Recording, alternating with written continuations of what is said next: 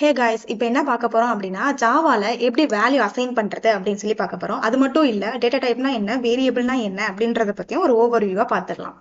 என்ன அப்படின்னா, இப்ப வேல்யூ அசைன் பண்ணோம் அப்படின்னா எனக்கு ஒரு வேரியபிள் தேவை. அதுக்கு நான் எப்படி வேணா நேம் வச்சுக்கலாம், ஏ பி சி அந்த மாதிரி என்ன வேணா வச்சுக்கலாம். ஸோ வந்து ஏன்னு ஒரு வேரியபிள் வந்து டிக்ளேர் பண்ணிக்கிறேன். ஸோ அதுல ஒரு வேல்யூ அசைன் பண்ண போறேன். என்ன வேல்யூ, சம்திங் ஏதோ 20 30 இந்த மாதிரி நான் வந்து வேல்யூ அசைன் பண்றேன். ஸோ இப்படி பண்றேன் அப்படின்னா இந்த 20ன்றது என்ன டேட்டா டைப், 20ன்றது ஒரு இன்டீஜர் டேட்டா டைப், ரைட்? அதனால நான் இந்த இடத்துல இன்ட்னு கொடுக்குறேன். So int a equal to 20. Integer data type ஏன்ற வேரியபிள்ல என்ன டேட்டா டைப் இங்க கொடுத்தேனோ அந்த வேல்யூவை இங்க அசைன் பண்ணணும். ஓகே, இஃப் சப்போஸ் இந்த இடத்துல பாயிண்ட் இருக்குன்னு வச்சுக்கோங்களேன், 0.00 சம்திங் இருக்கு அப்படின்னா என்ன பண்ணணும், இந்த இடத்துல வந்து இன்ட் கொடுக்க கூடாது, டபுள் அப்படின்னு சொல்லி கொடுக்கணும். ஏன் அப்படின்னா இங்க வந்து பாயிண்ட் வந்திருக்கு இல்லையா, so double. So data type வந்து வேரி ஆகிட்டே இருக்கும். நீங்க கொடுக்குற வேல்யூவை பொறுத்து டேட்டா டைப் வேரி ஆகிட்டே இருக்கும். ஸோ வேரியபிள் அப்படின்றது நம்ம வேல்யூவை ஸ்டோர் பண்ணி வைக்கிறதுக்காக யூஸ் பண்றோம். இந்த ஈக்குவல் வந்து எந்த ஒரு இதில் யூஸ் பண்ண மாட்டோம், செக் பண்றதுக்கு அந்த மாதிரிலாம் யூஸ் பண்ண மாட்டோம். ஒன்லி அசைன் பண்றதுக்கு மட்டும்தான் யூஸ் பண்ணுவோம். தென் இந்த மாதிரி நான் வந்து வச்சுக்கிறேன்.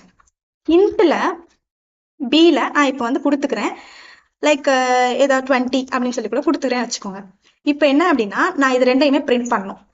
பிரிண்ட் ஸ்டேட்மெண்ட் என்னது, ஜாவால system dot out dot print. இந்த இடத்துல வந்து பிரிண்ட்னு கொடுக்கலாம், பிரிண்ட் எல்என்னு கொடுக்கலாம். ஃபர்ஸ்ட் பிரிண்ட்னா என்ன அப்படின்னு சொல்லி நான் சொல்றேன்.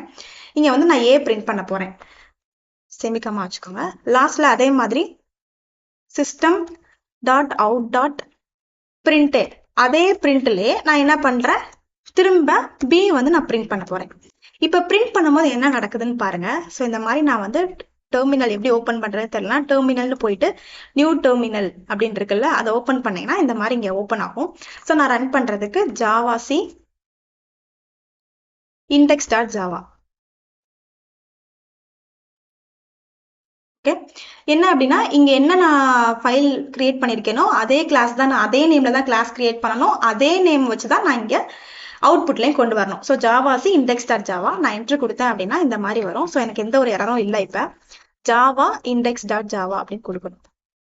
இப்போ கொடுத்தேன் அப்படின்னா எனக்கு வந்து எப்படி பிரிண்ட் ஆயிருக்கு, 20.0. இங்க நல்லா பாருங்க அவுட்புட்டை, 20.020. இப்ப பாத்தீங்கன்னா எனக்கு வந்து தனித்தனியா பிரிண்ட் ஆகணும், பட் ஒரே லைன்ல பிரிண்ட் ஆயிருக்கு. எனக்கு கொஞ்சம் கன்ஃபியூஸ் ஆகுது பாக்குறதுக்கு. அதனாலதான் நான் வந்து இப்ப பிரிண்ட் எல்என் அப்படின்னு சொல்லி கொடுக்குறது. பிரிண்ட் எல்என்னா என்ன மீனிங்னா நெக்ஸ்ட் லைன்ல வந்து பிரிண்ட் ஆகும். ஓகே, இப்ப பாத்தீங்கன்னா தெரியும். அதே மாதிரி நான் ரன் பண்ணி காட்டுறேன். இண்டெக்ஸ் டாட் ஜாவா, அதே மாதிரி ஜாவா இண்டெக்ஸ் டாட் ஜாவா.